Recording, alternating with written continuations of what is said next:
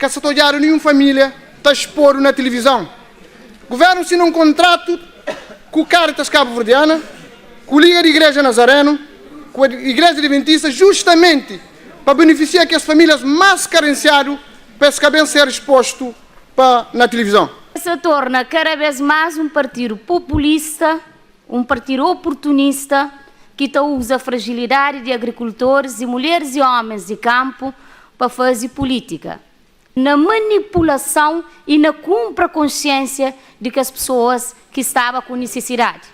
Eles usam para comprar consciência, para manipular pessoas com necessidade.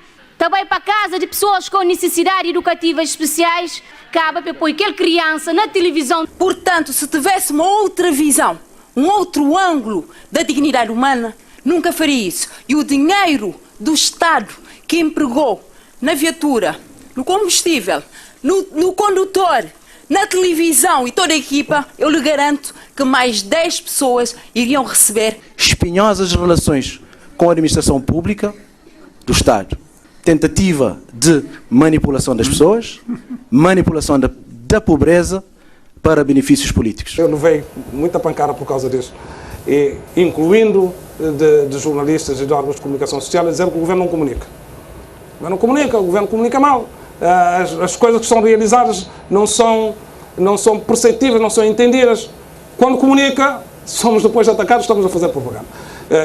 Portanto, havemos de entender relativamente a isso, para podermos saber em que posição é que a gente fica, não é? Se dizemos aquilo que está a ser feito e dizemos de uma forma assertiva, ou se nos calamos porque estamos a entrar no âmbito da propaganda. Quando chega um governo novo e vem com promessas de oferecer felicidade para os cabo-verdianos e depois diz que tudo estava errado e oferece a terra prometida, as pessoas ficam à espera que isso está a dobrar da esquina. E não é assim. Se estão fazendo certo, têm consciência disso, a comunicação no governo tem que melhorar para que as pessoas saibam. Agora, aqui eu quero fazer um parênteses. Comunicação e não propaganda. Não vejo nenhum mal que o governo faça esse tipo de propaganda da mesma forma que qualquer outro ente político ou privado pode fazer nas mesmas circunstâncias.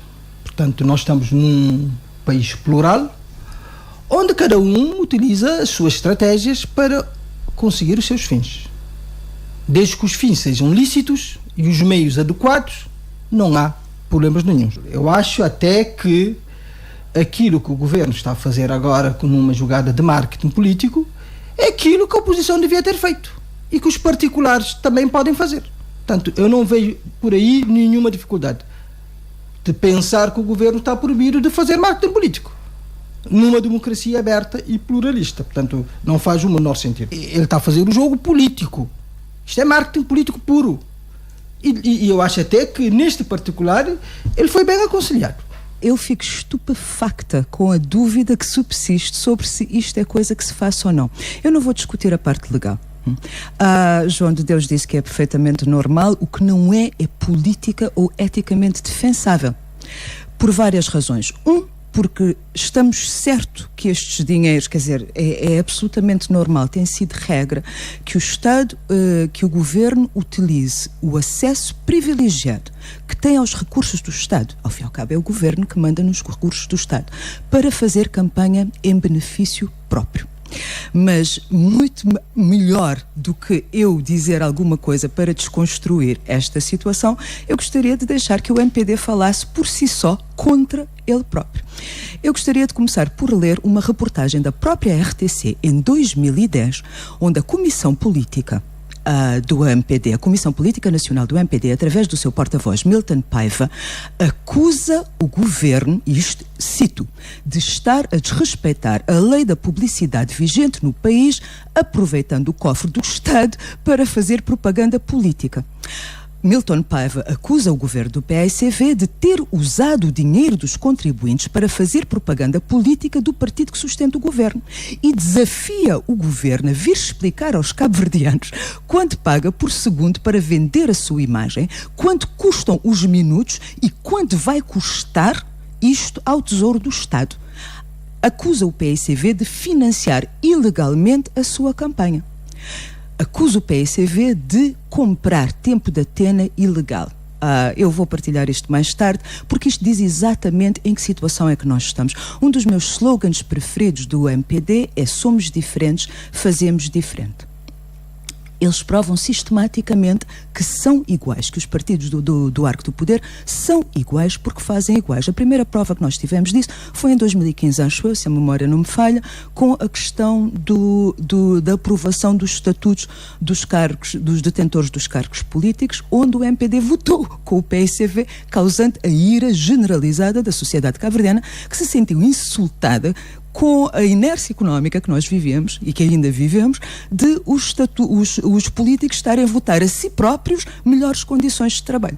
E provam agora que fazem exatamente a mesma coisa. E no processo provam que o PSV é exatamente igual. Quando o PSV, que, como acabaste de dizer, faz uma queixa à ARC de que o MPD está a fazer o que está a fazer, omite convenientemente de que há anos atrás, enquanto estava no poder, fez exatamente a mesma coisa, mas exatamente a mesma coisa. E o MPD, com a sua acusação de 2010 para o PSV, está a descrever exatamente o que está a fazer agora. Nós não elegemos, se isso é legal. Eles podiam até tentar provar em tribunal que é legal. É que o MPD está tão desesperado para fazer propaganda na televisão, porque aquilo é propaganda da mais vergonhosa. É falsa publicidade, com a exposição de pessoas em posição vulnerável, é eticamente condenável. Mas quando o MPD faz isso, está a fazer isso, está a recorrer, o meu colega de painel João de Deus diz que está a ser, que o MPD foi bem aconselhado e que a oposição pode fazer o mesmo. Não, o MPD não foi bem aconselhado a expor-se daquela maneira, a expor cidadãos daquela maneira, a utilizar mal dinheiro dos contribuintes e utilizar o seu acesso privilegiado aos canais públicos de informação para passar imagens que não são factuais, são eleitoralistas. Quando as pessoas recebem determinadas vantagens porque são portadoras de deficiência, porque encontram-se em situação económica vulnerável e etc., é dever do Estado. É dever do Estado. O mais importante é que vamos fazer e estamos a fazer diferente. Nós fazemos diferente, somos diferentes, sim senhor. E eu falo e eu digo que eu não quero o meu partido metido nisto. Isto é claro. Eu podia até fazer o contrário. Agora somos nós a tirar proveito. Eu digo não. Teria até ganhos. Eu digo não. Agora é a nossa vez de assaltar o Estado. Eu digo não. Agora é a nossa vez de partidarização às associações. Eu digo não. Agora é a nossa vez, nas vésperas das eleições, transferir dinheiro para as associações fazerem política partidária. Eu digo não. Agora é a nossa vez. Se o exemplo não vem de cima, não espero que lá em baixo o comportamento seja diferente. Nós queremos que o exemplo venha de cima, que seja realmente uma prática política para nós instaurarmos. No dia em que sairmos do poder, que os cabo-verdianos e a sociedade cabo-verdiana já não esteja disponível para aceitar determinadas práticas. Isso de dizer que somos diferentes, fazemos diferentes, depende da situação. Eu acho que, estando na oposição, todos são diferentes, todos fazem diferentes. Têm ideias brilhantes da melhor democracia do mundo. Mas estando na situação, as coisas mudam. É por isso que eu sempre disse, eu sempre rimo, quando não pode haver alguma coerência também na política? Tem que haver alguma coerência. É por isso que nós devemos avaliar as políticas nos atos eleitorais. Os cidadãos é que não devem ser permissivos a essas coisas. Agora, vir com essa de uma ética quase que kantiana, que é idealista, puramente idealista, não leva a lado nenhum. Porque o cabo-verdiano tem essa mania. Quando está na oposição, é o mais moralista. Chega na situação, faz tudo ao contrário. Porque do ponto de vista ético, antes de mais coloca-se a questão relativamente às pessoas que são expostas. Eu creio que é uma exploração da fragilidade, antes de mais material, fragilidade económica e emocional das pessoas que os partidos políticos, enquanto entes de bem, não deveriam estar a explorar e a expor as fragilidades individuais das pessoas com esta dimensão e perante toda a sociedade. O governo, no fundo, está a fazer essa publicidade ou propaganda, conforme se quiser, pagando com recursos que são dos contribuintes.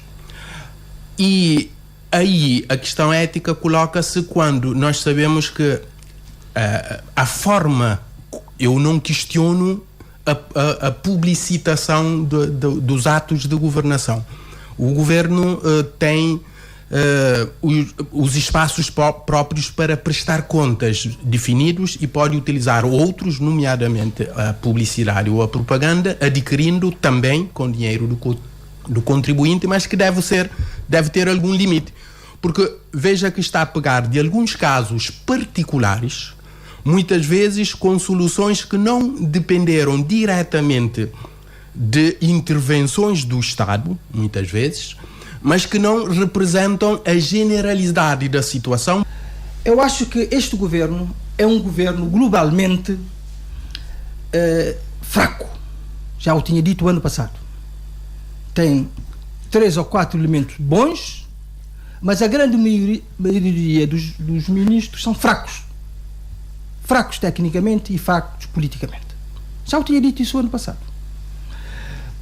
Agora, se os resultados da governação até agora apontam ou não para que daqui a 2 anos, no final da legislatura, os grandes objetivos da governação serão atingidos, é uma interrogação. É uma interrogação. O primeiro-ministro que tinha prometido um governo enxuto e começou com um governo enxuto de 12 elementos. Vem com mais 2 ministros, mais 6 secretários de Estado. Isto é reconhecimento público que as coisas não funcionaram. É reconhecimento público. Agora, será que com a remuneração de dezembro as coisas melhoraram? Essa é a interrogação. Nós não sentimos essa melhoria. E não sentimos essa melhoria porque o primeiro-ministro está um pouco equivocado. Porque a principal pecha deste governo, em meu entender, é que o primeiro-ministro ainda não se compenetrou de que ele tem que estabelecer como prioridade absoluta dele, enquanto chefe do governo, de fazer a coordenação política do governo, que ele não tem sido capaz de fazer. Ele tem até que ouvir mais as bases do partido que o suporta. Porque se ele não fizer essa coordenação política séria, profunda, sistemática, ele não conseguirá atingir os seus objetivos. Porquê? Porque se ele não fizer essa coordenação como deve ser, acontece aquilo que tem acontecido até hoje. Nós vemos, com muita tristeza, que alguns dos ministros têm agenda própria. Claramente. E que fogem daquilo que foi aprovado no Parlamento, que é o programa do governo. Portanto, ele tem que chamar a si essa responsabilidade de fazer essa coordenação política séria, firme, sistemática, coordenar-se melhor com o grupo parlamentar do MPD que suporta o governo e ouvir as bases do MPD. O que o governo precisa fazer é arrumar a casa, é reformar o Estado, a administração pública, fazer com que aquilo que o primeiro-ministro disse no seu discurso de tomada de posse, que as pessoas sejam escolhidas baseadas no mérito individual e no seu esforço, e não por lá substituir camaradas por gulosos do MPD, que querem assumir cargos de responsabilidade sem qualquer sabedoria. Porque eu vejo, em alguns membros do governo, uma tentativa de não cumprir a Constituição e não cumprir a lei. Isso é perigoso para a democracia. Não há democracia que resista, que se fortaleça, sem ter instituições fortes. E não há instituições fortes sem pessoas capazes, pessoas que estudem, que fazem um esforço, têm mérito. Porque o que nós notamos em Cabo Verde é que neste momento tem-se medo das pessoas capazes. Este governo foge das pessoas capazes. Temos assessores de certos membros do governo que, quando falam, nós sentimos medo. São putos que saíram ontem da universidade, passaram a vida a copiar nas universidades, não sabem nada. Quando falam conosco, mas, meu Deus, como é isto que é possível acontecer em Cabo Verde? Gente sem conhecimento, que a única coisa grande que tem é vontade. Mas só vontade não chega. É preciso saber, é preciso esforçar, é preciso ter mérito. E não é por acaso que uma das primeiras medidas tomadas por este governo foi com a administração pública num sentido de revogar a lei dos concursos. Isto foi um mau sinal.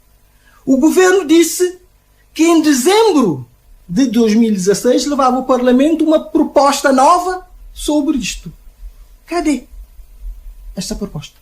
Há uma diferença abismal em que o que os polícias dizem, que acreditam, dizem que vão fazer e o que fazem. E até agora, em tempo não só no Partido Único, mas na democracia, o discurso dos políticos tem sido tão afastado da realidade que, para mim, não interessa muito dizer vamos governar para as empresas ou então vamos reduzir a pobreza, trazer a felicidade das pessoas. Não tem muito significado. Olhamos para a rua. Olhemos para as filas de espera em relação à melhoria, felicidade. Felicidade quer dizer que se a minha filha está doente, eu não vou esperar 8 meses por um exame de especialidade. E ninguém me vai dizer, se a miúda tem um problema neurológico, que o hospital não tem uma máquina de TAC quando o governo acabou de desembolsar 40 mil contos para carros dos novos secretários de Estado e governantes. Eu não posso saber disso. Isto não inspira a confiança de ninguém. Nós temos um governo que continua a governar para os seus interesses corporativos. Nós temos serviços do Estado que continuam em franca degradação e nós não podemos falar de melhoria da vida dos cabo-verdianos, nem de confiança, quando o governo está cá precisamente para garantir esses serviços. Há mais saúde? Não. As queixas dos hospitais centrais e dos hospitais regionais aumentam-se, multiplicam-se. Tempos de consulta, problemas de gestão, problemas de negligência.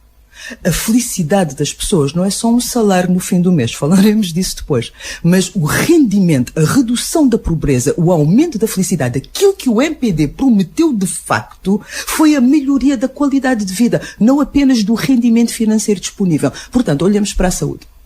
O primeiro escândalo deste governo foi precisamente na educação, quando ficou claro que os mecanismos continuavam a ser de amiguismos. Era uma pessoa conhecida que tinha feito os manuais e depois a diretora saltou, mas nada realmente mudou. Ou seja, a sensação que nós temos é que sim, o MPD tinha razão ao retratar o país daquela forma aterrorizante quase, mas o problema é que o MPD tem-se revelado, mais coisa, menos coisa, muito parecido com a PSV no que é fundamental. Não estamos a governar para o país, estamos a governar para nos manter no poder. Portanto, se um político continua a nomear sistematicamente as pessoas amigas, pessoas sem qualquer mérito, vamos ver a produtividade dos membros do governo que entraram. Eu quero saber qual é a produtividade. Já falaremos exatamente. Sobre então, e a partir do momento em que nós fazemos exatamente a mesma coisa, nós não podemos esperar resultados diferentes. Ninguém poderia esperar que a economia cabo-verdiana passasse de uma situação de penúria para uma situação de crescimento de vento em popa. Mas também nós temos que perguntar em que é que o governo se baseou para dizer que seria a 7%. Quais foram os critérios? Como é que o governo explica? Porque é que não foi 6? Porque é que não foi 8? Portanto, há que haver alguma responsabilização por aquilo que é dito. Ainda há tempos eu ri às gargalhadas quando vi o Alberto de Rosário na televisão a dizer que sim, que ele conseguiu a taxa de crescimento a 2 dígitos e, portanto, é possível. Porquê que eu ri às gargalhadas? Porque ele perdeu as eleições no ano seguinte. Portanto, se a taxa de crescimento foi 12% num ano e eu perco as eleições no ano imediatamente seguinte, é porque o povo não viu patavina da melhoria na sua vida, que esse problema, como é óbvio. Portanto, é um crescimento conjuntural. É um crescimento não só conjuntural, como de tesouraria. Ele vendeu as empresas do Estado, o governo alienou as empresas do Estado, houve privatização, esse dinheiro entrou.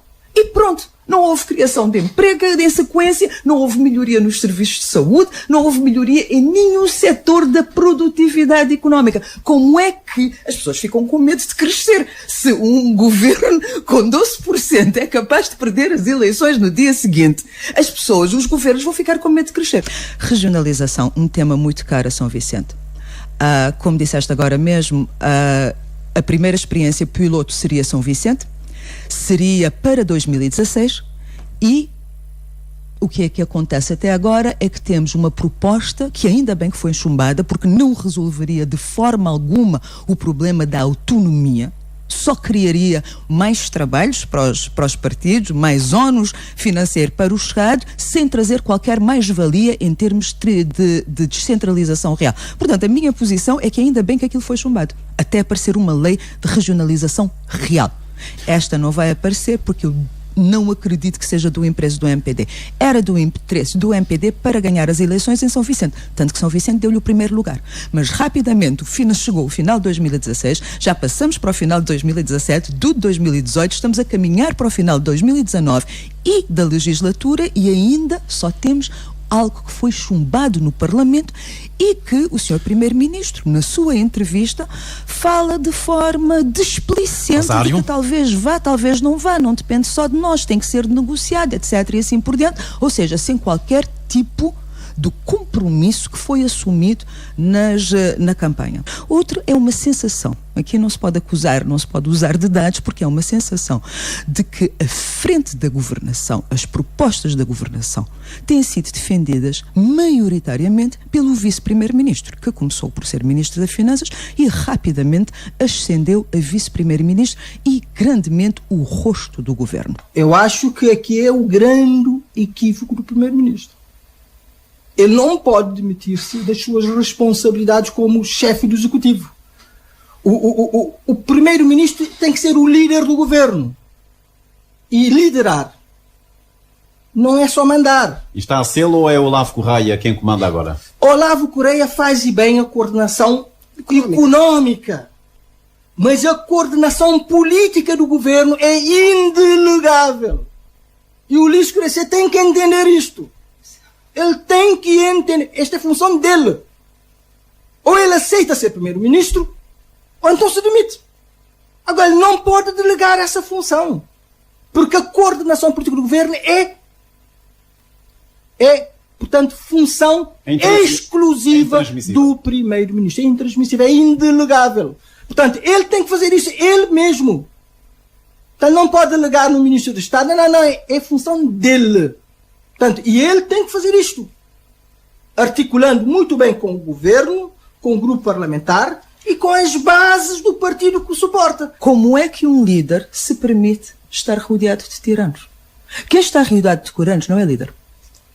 Portanto, nós temos aqui uma questão bastante clara. Nós não podemos desresponsabilizar quem se diz a de liderança de um partido por esse partido estar a correr mal, por as pessoas serem golosas, por não haver nomeações de mérito, etc. Portanto, nós temos que responsabilizar o líder do governo. Quem é o líder? Em termos oficiosos, podemos até dizer que é o Dr. Olavo Correia, que é muito mais do que o coordenador da área económica. É a face do poder. Aquilo que o José Maria Neves faz com um discurso, o Ulisses Correia e Silva está a fazer com muito menos talento, porque entretanto ele desapareceu em 2 anos, quando o José Maria Neves levou 15 para desaparecer, e não sequer desapareceu depois da eleição de uma nova presidente no partido. O primeiro-ministro diz que ele não partilha da visão omnipresente, da visão autoritária do poder que o José Maria Neves tinha. Muito bem, porque o José Maria Neves tinha de facto uma visão destrutivamente autoritária do seu poder, não só partidário como governativo. Por outro lado, o primeiro-ministro não pode desaparecer. O primeiro-ministro não pode dizer que ele está a dar espaço, porque nós sabemos que a lógica do poder é manter-se no poder. Podemos fazer isso para o bem do povo, fazermos isso para o mal do povo, mas os partidos são máquinas de obtenção de poder. Não são máquinas de servir o povo, não são máquinas de servir os cidadãos, são máquinas de obtenção de poder que chegam ao poder e aí sim conseguem servir ao povo, conseguem servir aos cidadãos, dependendo da sua natureza e dependendo da natureza dos cidadãos. Portanto, não podemos, quando se fala de tiranos, não é, que gravitam à volta do poder do Primeiro-Ministro, o Primeiro-Ministro não pode, e eu creio que ele não aceita que haja alguém com pretensão de obter dividendos, obter interesse, obter alguma facilidade de acesso aos bens em detrimento da governação em prol da felicidade das pessoas. Não creio. Temos que acreditar.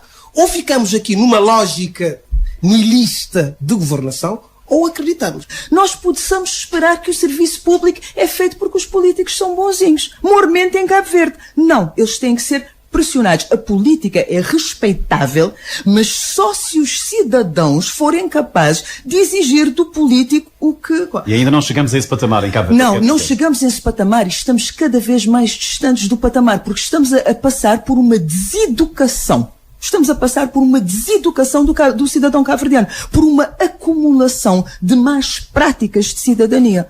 A cada vez que alguém não é recompensada por mérito, a cada vez que alguém é promovida sem mérito, a mensagem que se está a passar à sociedade é: não te preocupes com estudar muito, não te preocupes com ser bom profissional, não te preocupes com ser ético ou honesto, porque isso não te leva a lado nenhum. Imagina o desastre cultural, que são 40 anos de partidarização acumulada, de meritocracia ignorada na sociedade cabo-verdiana. Nós temos uma sociedade que está cada vez mais fragilizada na sua capacidade de garantir os seus próprios interesses.